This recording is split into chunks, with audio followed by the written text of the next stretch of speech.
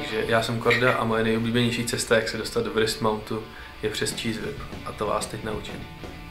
Začnete trapézou, podříte si string levou rukou a prstem.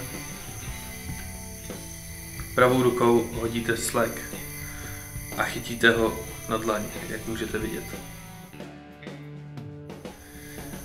Potom si ukazováčkem podříte string, aby spadnul přímo na prostřední provázek.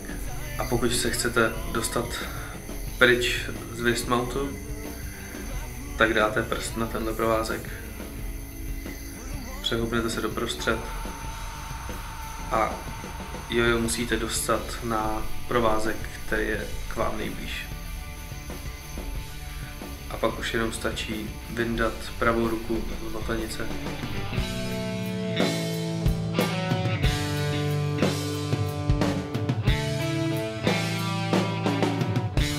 Až se tenhle jednoduchý trik naučíte, můžete si dát zaslouženou odměnu. Kaštany.